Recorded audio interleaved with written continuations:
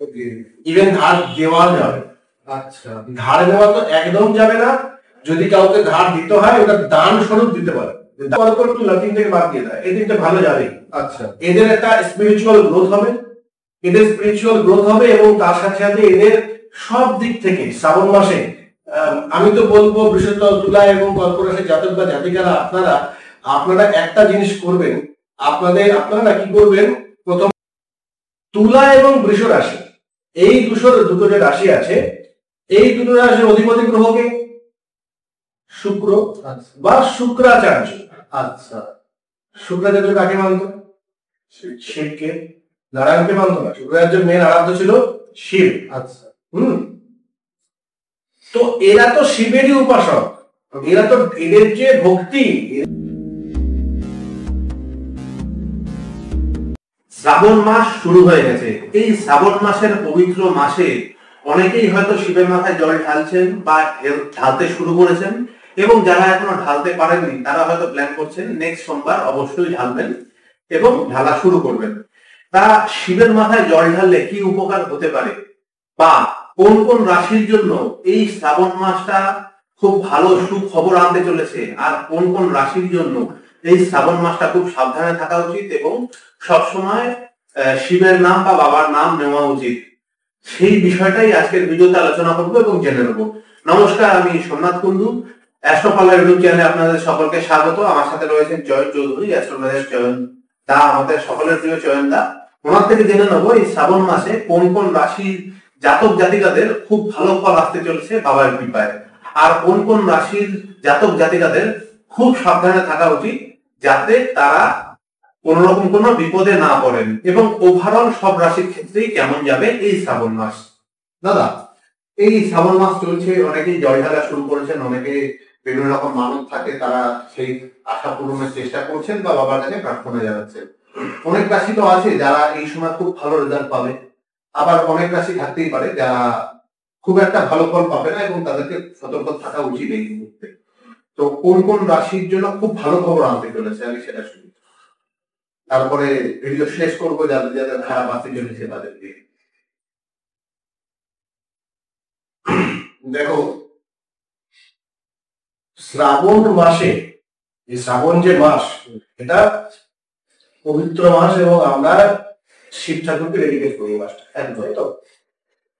তো সেই দিক থেকে দেখতে গেলে এবং সেই দিক থেকে অবশ্যই দেখা উচিত, তাহলে কিন্তু তিনটে রাশি, আচ্ছা, তিনটে রাশির ক্ষেত্রে বলতে পারো শিব ঠাকুরের কৃপা। ওকে, মানে ডাইরেক্ট কৃপা। এইবার প্লেসমেন্ট অনুযায়ী যে ফল সেটা অন্য ব্যাপার। আচ্ছা, কিন্তু তিনটে রাশির ক্ষেত্রে প্রত্যেক বছরের শ্রাবণ মাসে কিন্তু শিব ঠাকুরের কৃপা হয়।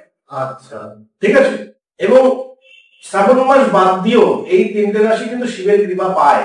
আচ্ছা, তিনটে রাশি কোন কোন? বৃষ, তুলা এবং কর্কট।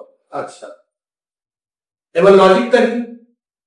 কর্কট রাশি, কর্কট রাশির অধিপতিকে চন্দ্র। আচ্ছা, শিবের মাথায় কাজ থাকে চন্দ্র। তুলা এবং বৃষ রাশি, এই দুটো যে রাশি আছে, এই দুটো রাশির অধিপতি গ্রহকে শুক্র বা শুক্রাচার্য। আচ্ছা, শুক্রাচার্য কাকে মানত? শিবকে। নারায়ণকে মানত না। শুক্রাচার্যের মেন আরাধ্য ছিল শিব। আচ্ছা, তো এরা তো শিবেরই উপাসক, এরা তো এদের যে ভক্তি, এদের ভক্তির সাথে বাদবাকিদের ভক্তির তো তুলনা নেই। মানে এদের উপরে শিব ঠাকুরের, এদের সাথে শিব ঠাকুরের কানেকশন এই রাশিদের উপরে বা এটা অন্য লেভেলের, একটা অন্য লেভেল। ঠিক আছে, তুমি দেখবে ন্যাচারালি বৃষ, কর্কট এবং তুলা রাশি জাতকরা হয় জীবনের ফার্স্ট হাফে না জীবনের সেকেন্ড হাফে এরা শিব ভক্তি আসবেই এদের মধ্যে, আসেই। আচ্ছা, ঠিক আছে, এটাকে হয় শিব হবে না শিবের কোন রূপ হবে। ওকে, হ্যাঁ, তাহলে শিবকে ডাইরেক্ট করলে বা শিবের কোন রূপকে, আচ্ছা, তারা আসে। এইবার প্লেসমেন্ট আজকের এই বছরের যে গোচরের প্লেসমেন্ট শ্রাবণ মাসে, সেই অনুযায়ী আবার কিছু রাশি ভালো ফল পাবে, কিছু রাশি খারাপ পাবে। আচ্ছা, সেই হিসাবে যদি বলতে হয় শ্রাবণ মাসে যে প্লেসমেন্ট হয়েছে, তাহলে এক তো বৃষ, কর্কট, তুলা তিন থেকে বাদ দিয়ে দেয়, এই তিনটে ভালো যাবে। আচ্ছা, এদের একটা স্পিরিচুয়াল গ্রোথ হবে, এদের স্পিরিচুয়াল গ্রোথ হবে এবং তার সাথে সাথে এদের সব দিক থেকে শ্রাবণ মাসে আমি তো বলবো বৃষতল, তুলা এবং কর্কট রাশির জাতক বা জাতিকারা আপনারা একটা জিনিস করবেন। আপনারা কি করবেন, প্রথম কথা শ্রাবণ মাসের সোমবারে রুদ্রাভিষেক করবেন। জল দিয়ে অভিষেক করুন। যদি পঞ্চামৃত দিয়ে অভিষেক করতে পারেন তাহলে খুব ভালো, জল দিয়ে অভিষেক করুন। করবার পরে কিচ্ছু নয়, আপনার যে একটা কি করবেন, বেলপাতা নেবেন। আর বেলপাতা নেবেন, আর ওই বেলপাতার মধ্যে না নিজের নাম লিখবেন, নিজের গোত্র লিখবেন। আপনার যে কোনো একটা সমস্যা যেটাতে আপনি এই মুহূর্তে ভীষণ পরিমাণে জর্জরিত, ধরুন কারণ অর্থনৈতিক সমস্যা আছে, কেউ হয়তো কেরিয়ার নিয়ে সমস্যা আছে, কেউ বউকে নিয়ে সমস্যা, মানে বা পার্টনার নিয়ে সমস্যা আছে, একটা যে কোনো সমস্যা আপনি বেলপাতায় লিখে দিন। আপনি রুদ্রাভিষেক বা শিবকে জল দিয়ে অভিষেক করবার পরে আপনি একটুখানি ওখানে বসে একটু ওম নমঃ শিবায় জপ করুন। তারপরে বেলপাতাটা শিবের মাথায় বা শিবলিঙ্গে ওটা চড়িয়ে দিন। চড়িয়ে দিন, চলে আসুন, আপনি দেখুন ম্যাজিকের মতো কাজ করে। এটা শুধুমাত্র বলছি বৃষ, তুলা এবং কর্কট রাশির ক্ষেত্রে, ঠিক আছে? আচ্ছা, এবার বাদ বাকি রাশি প্রসঙ্গে আসি, যাদের ক্ষেত্রে এই যে শ্রাবণ মাসে শিবের এই বছরে যে ট্রানজিট তার কৃপা পেতে চলেছে। যেরকম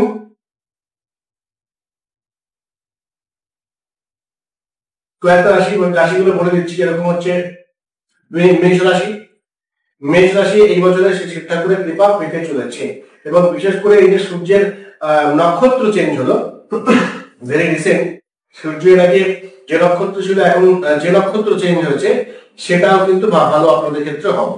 এই নক্ষত্রটাও কিন্তু ভালো, এবং বিশেষ করে বলবো যারা প্রপার্টি ডিলিং করেন তাদের জন্য ভালো, এবং তার সাথে যারা বাইরে যাওয়ার জন্য অনেকদিন ধরে চেষ্টা করছেন, বিদেশ যাত্রার জন্য এই সময়টা কিন্তু খুব ভালো, বা বাইরের ক্লায়েন্ট পাওয়া, যারা অনলাইন বিজনেস তারা তো ন্যাচারালি বেশিরভাগ বাইরের ক্লায়েন্ট পায়, তাদের জন্য কিন্তু খুব ভালো যায়, ঠিক আছে? এবং আপনারা কিন্তু শিব ঠাকুরের কৃপা পাবেন, এবং আপনার স্পিরিচুয়ালিটি কিন্তু বাড়ছে এবং বাড়বে। কিন্তু শ্রাবণ মাসটায় আপনাদের যেটা করতে হবে, মানতে হবে সোমবার করে শিবলিঙ্গে জল অর্পণ অবশ্যই দেবেন। আচ্ছা, এটার ক্ষেত্রে ভালো যাবে। নেক্সট শ্রাবণ মাসে যে যে রাশিগুলোর ক্ষেত্রে ভালো যাবে আমি একবারে বলে দিচ্ছি। যে যে রাশিগুলো শ্রাবণ মাসে ভালো ফল পেতে চলেছে আমি একবারে তাদের রাশিগুলোর নাম বলে দিচ্ছি, এটা মাথায় রাখুন। কি ফল পাবে সেটা আমি একবারে বলে দেবো। সে রাশিগুলো হচ্ছে বৃষ, মিথুন, কর্কট এবং তুলা রাশি। এরা বৃষ তো অলরেডি বলেছিলাম, কর্কট বলেছিলাম, অ্যাড হলো মিথুন, তুলা এবং তার সাথে কন্যা, এই তিনটে অ্যাড হলো, ঠিক আছে? হ্যাঁ, এই তিনটে হলো অ্যাড। এরা এক্সট্রা করে ভালো ফল পেতে চলেছে শ্রাবণ মাসে। কি ফল পাবে সেটা বলে দিই। মেইনলি শ্রাবণ মাস হচ্ছে আপনাদের মনস্কামনা পূর্ণর মাস, আমাদের ইচ্ছা পূর্তির মাস, ঠিক আছে? তাহলে এটাকে কেউ এরকম ভাবে ভাববেন না যে আমি অনৈতিক বা এমন কিছু চেয়ে বসলাম যেটা অন্যের ক্ষতি হবে, সেটা কিন্তু হবে না।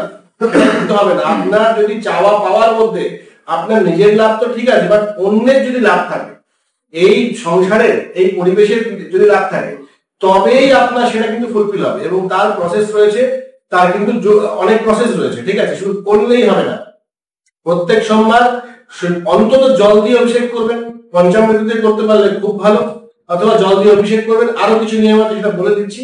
লাভ যেটা পেতে চলেছেন সেটা আপনারা শিবের কৃপা পাবেন, যে কোনো বিপদ থেকে উদ্ধার পাবেন, এবং তার সাথে সাথে যে কোনো আটকে থাকা কাজ সেটা হয়ে যাবে, এবং ইচ্ছা পূর্তি হবে, এবং তার সাথে এডুকেশনের জন্য ভালো ফল লাভ করবেন, এবং কেরিয়ার বা আদার সামাজিক ক্ষেত্র কিন্তু আপনার মিত্রতা বাড়বে, সক্ষতা বাড়বে, এটা কিন্তু দেখা যায়, ঠিক আছে?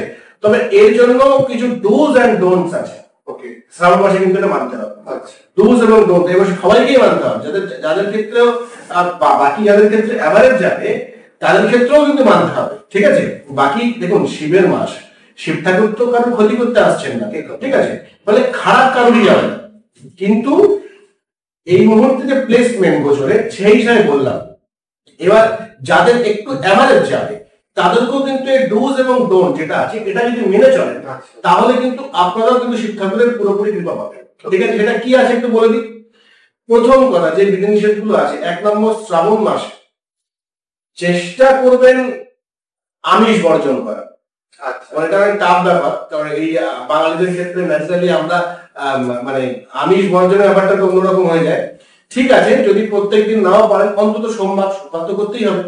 সোমবারে ফাস্টিং রাখবেন, যতক্ষণ না সকাল থেকে ফাস্টিং রাখবেন, যতক্ষণ না শিবলিঙ্গে আপনি জলাভিষেক করছেন অথবা দুধ দিয়ে অভিষেক করছেন। তো ওটা রাখতে হবে, করবার পর নিরামিষ খাবেন বা সেদ্ধ ভাত খাবেন, ঠিক আছে, অন্তত সোমবার।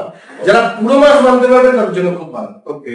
অ্যালকোহল ড্রিঙ্কস বা এই ধরনের যে নেশাদার দ্রব্য বা একটু তামসিক, মানে ধরুন ক্লাবে যাওয়া, পাব ক্লাবে যাওয়া, ডিস্কোতে যাওয়া, ওকে, এগুলো বন্ধ রাখতে হবে।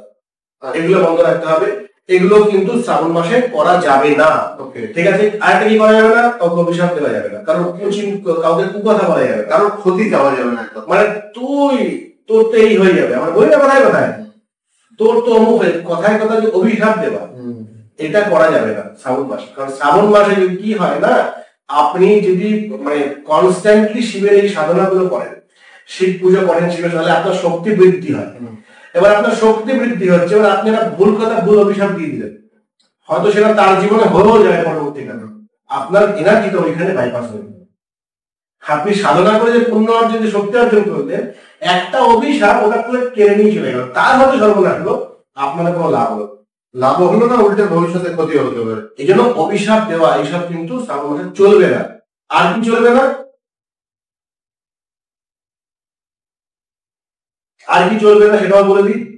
আচ্ছা, শ্রাবণ মাসে আপনার যেটা করতে হবে, ঘর বাড়ি পরিষ্কার রাখতে হবে। আচ্ছা, ঘর বাড়ি পরিষ্কার পরিচ্ছন্ন রাখতে হবে, এটা কিন্তু করতে হবে। ধার নেওয়া যাবে না, ইভেন ধার দেওয়া যাবে। আচ্ছা, ধার নেওয়া তো একদম যাবে না।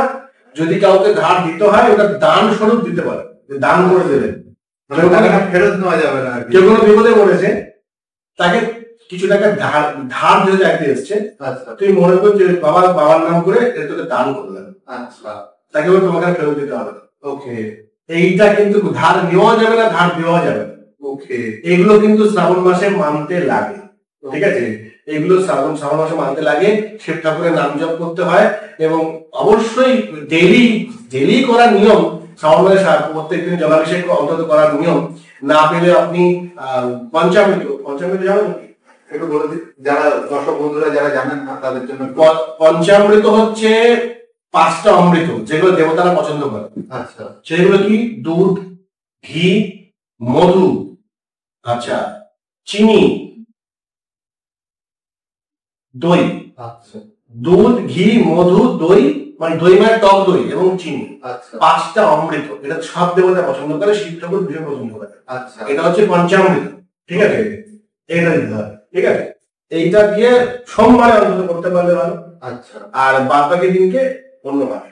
আর প্লাস একটা কথা বলে দিই, যাদের কোনো ধরুন তন্ত্রজাত কোনো ক্ষতি আছে, আচ্ছা, ভাই টুকটাক করে ক্ষতি করেছে, হ্যাঁ, কেউ ক্ষতি করেছে, হিংসার কারণে বা জেলাসি, বিভিন্ন হয়তো ওপর ব্যবসা বন্ধন করে দিয়েছে, মানে গৃহতে মেরে দিয়েছে, গৃহ বন্ধন করে দিয়েছে, করে না যে, বা ভূত পেটের উৎপাদ, একদম টুকটাক করছে তন্ত্র কি, তাদের জন্য শ্রাবণ মাসে একটা জিনিস করে ধন্বন্তরী কাজ করবে। সেটা হচ্ছে আপনি রুদ্রাভিষেক করবেন, শিব ঠাকুরের নাম জপ করবেন, এবং তার সাথে সাথে যেটা আছে, শিবলিঙ্গে আপনি যে অভিষেক করছেন না, ডালিমের রস দিয়ে অভিষেক করবেন। আচ্ছা, দুর্দান্ত কাজ দেয়।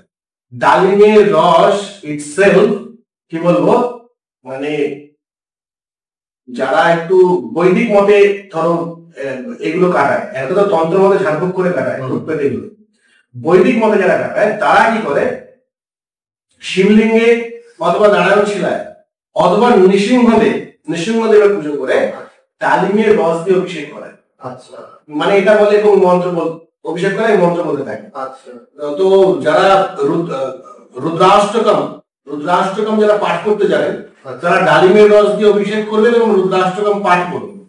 যারা পাঠ করতে জানেন না, হট করে শুরু করার দরকার নেই, কারণ উচ্চারণ ভুল হবে, ওতে আরো খারাপ ফল হবে। তারা ইউটিউবে চালিয়ে দেবেন, ইউটিউবে রুদ্রাষ্টকমটা চালিয়ে দেবেন আর ডালিমের রস দিয়ে অভিষেক করবেন, ঠিক আছে। ভূত, বাধা, বিপত্তি, শত্রুনাশের জন্য দুর্দান্ত কাজ করে। আচ্ছা, দুর্দান্ত কাজ করে, এইটা একটা দারুণ জিনিস। এইগুলো মোটামুটি আছে। আচ্ছা, তাহলে দর্শক বন্ধুরা আপনারা জানতে পারলেন এই শ্রাবণ মাসে কোন কোন রাশির জন্য খুব ভালো ফল আসতে চলেছে, এবং স্পেশালি কি উপায় করলে আপনাদের ওভারঅল সবারই ভালো যেতে পারে, এবং যাদের কোন রকম কোনো স্পেশাল তন্ত্র দ্বারা বা কোন রকম ব্ল্যাক ম্যাজিক দ্বারা ক্ষতি করার কেউ চেষ্টা করেছে যেটা বুঝতে পারছেন, তাদের কি করলে এই উপায়, মানে কোন উপায় করলে তারা এর থেকে অনেক বেটার বেনিফিট পেতে পারেন বা সেই খারাপ জিনিসের প্রভাব কম হতে পারে। আপনাদের যদি এই বিষয়ে কোনো প্রশ্ন থাকে কমেন্টে অবশ্যই জানাবেন। আপনার যদি কোনো পরিচিত কারোর বা রিলেটিভ বন্ধু বান্ধবের কারোর যদি মনে হয় যে সে এই উপকারটা পাওয়ার মানে প্রয়োজন রয়েছে, তার জীবনে খারাপ কিছু ঘটছে, তাহলে অবশ্যই তার সাথে ভিডিওটি শেয়ার করুন।